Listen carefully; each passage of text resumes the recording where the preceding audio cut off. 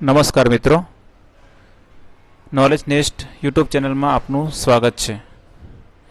મિત્રો, કોઈ કર્મચારીની ટ્રાન્સફર થઈ જાય તો ટ્રાન્સફર થયા બાદ પૈસામાં એ કર્મચારીને ટ્રાન્સફર કેવી રીતે આપી શકાય તે વિશેનો વિડીયો આપણે અહીં જોઈશું। મિત્રો,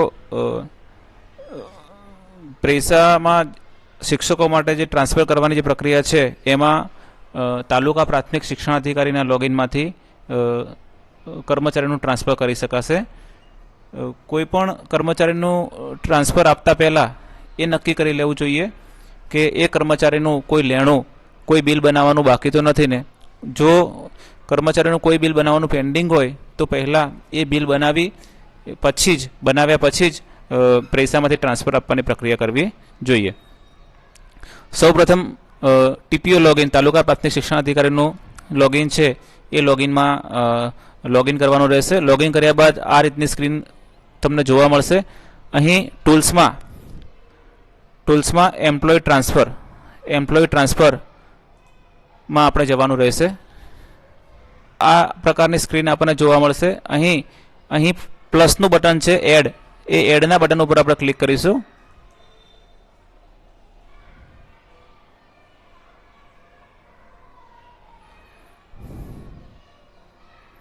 એડના બટન ઉપર ક્લિક કરતા અહીં એમ્પ્લોય કોડ, જે કર્મચારીની બદલી થઈ છે અને ટ્રાન્સફર કરવાના છે તે અહીં એમ્પ્લોય નામ લખીને પણ સર્ચ કરી શકાય અને એમ્પ્લોય કોડ કરીને પણ સર્ચ કરી શકાય। તો એમ્પ્લોય કોડ, જે કર્મચારીને ટ્રાન્સફર કરવાના છે એ કર્મચારીનો એમ્પ્લોય કોડ આપણે અહીં દાખલ કરવાનો રહેશે।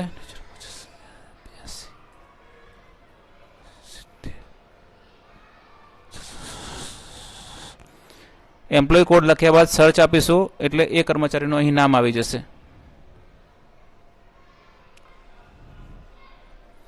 કર્મચારીનું નામ આવી જાય, નામની આગળ સિલેક્ટનું ઓપ્શન આપેલું છે, એ સિલેક્ટનું ઓપ્શન ઉપર ક્લિક કરીશું એટલે એ કર્મચારી હાલ કઈ જગ્યાએ, કઈ બ્રાન્ચમાં ફરજ બજાવે છે અહીં દેખાશે।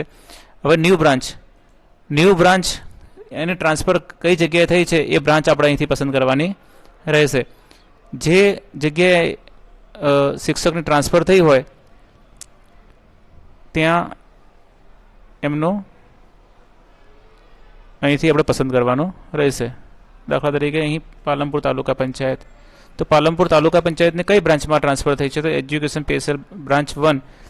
ટ્રાન્સફરની તારીખ કઈ છે તો ટ્રાન્સફરની તારીખ આપણે અહીંથી પસંદ કરી દેવાની રહેશે અને પછી અહીંથી સેવ આપવાનું રહેશે। અહીં સેવ આપશો એટલે એ કર્મચારીની વિગતો છે એ સેવ થઈ જશે। Record create successfully.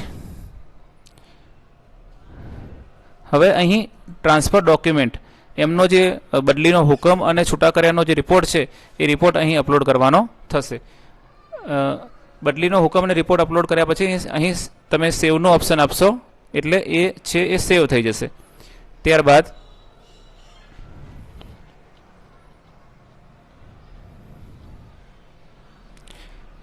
અહીં વ્યૂ ઓલ રેકોર્ડ ઉપર ક્લિક કરીશું। વ્યૂ ઓલ રેકોર્ડ ઉપર ક્લિક કરીશું એટલે અહીં જેટલી દરખાસ્તો આપણે મોકલેલી હશે એ તમામ દરખાસ્તો અહીં દેખાશે। એમાં એ નામ સર્ચ કરી અને અહીંયા વ્યૂ ડિટેલ ઉપર ક્લિક કરવાનો છે।